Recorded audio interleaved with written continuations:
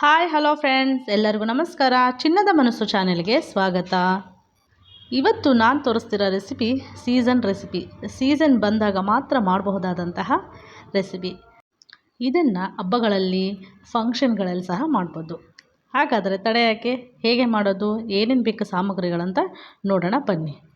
ಮೊದಲೇ ಮಾಡಿ ಇಟ್ಕೊಂಡಿರುವಂತಹ ಅನ್ನ, 4 ಸ್ಪೂನ್ ಶೇಂಗಾ, 1 ಮಾವಿನ ತುರಿ, ಸ್ವಲ್ಪ ಕೊತ್ತಂಬರಿ, ಬೆಳ್ಳುಳ್ಳಿ, ಉದ್ದಿನಬೇಳೆ, 4 ಮೆಣಸಿನಕಾಯಿ. ಮೊದಲಿಗೆ ಜಾರು ತಗೊಂಡು ಜಾರಿಗೆ ಹಸಿಮೆಣಸಿನ್ಕಾಯಿ, ಬೆಳ್ಳುಳ್ಳಿ ಮತ್ತು 1 ಸ್ಪೂನು ಉಪ್ಪು ಇವನ್ನ ಹಾಕಿ ಚೆನ್ನಾಗಿ ಮಿಕ್ಸಿಗೆ ಗ್ರೈಂಡ್ ಮಾಡ್ಕೊಳ್ಳೋಣ.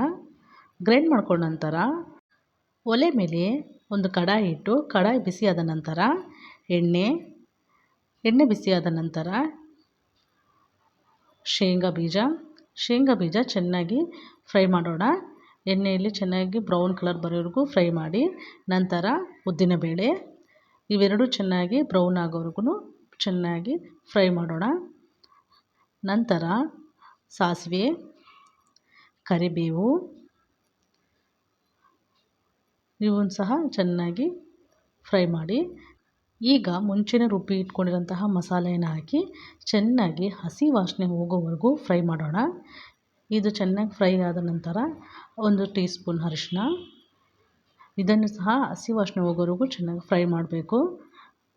ಫ್ರೆಂಡ್ಸ್, ಯಾರ್ಯಾರು ನನ್ನ ಚಾನಲ್ ನೋಡ್ತಾ ಇದ್ದೀರಾ ಅವರು ನನ್ನ ಚಾನಲನ್ನು ಸಬ್ಸ್ಕ್ರೈಬ್ ಮಾಡ್ಕೊಳ್ಳಿ, ಪಕ್ಕದಲ್ಲಿರೋ ಬೆಲ್ ಐಕಾನನ್ನು ಕ್ಲಿಕ್ ಮಾಡಿ. ನಂತರ ಮುಂಚೆನೇ ತುರಿದಿಟ್ಕೊಂಡಿರೋಂತಹ ಮಾವಿನಕಾಯಿ ತುರಿನ ಹಾಕಿ ಚೆನ್ನಾಗಿ ಫ್ರೈ ಮಾಡಬೇಕು. ಮಾವಿನಕಾಯಿ ತುರಿ ಮೆತ್ತಗಾಗೋವರೆಗೂ ಚೆನ್ನಾಗಿ ಫ್ರೈ ಮಾಡೋಣ.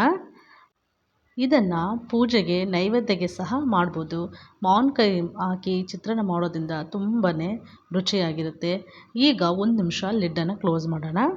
1 ನಿಮಿಷ ಆದ ನಂತರ ಈ ಥರ ಎಣ್ಣೆ ಎಲ್ಲ ಸೈಡಿಗೆ ಬಂದಿರಬೇಕು.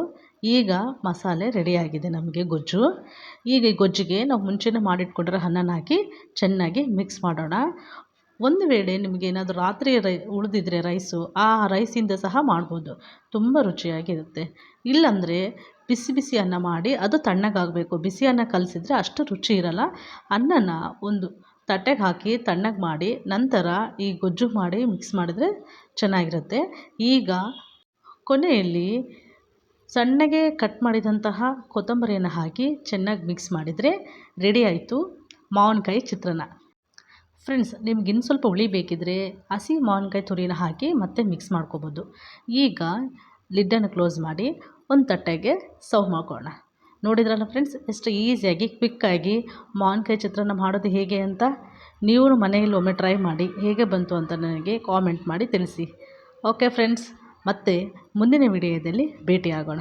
ಎಲ್ಲರಿಗೂ ನಮಸ್ಕಾರ.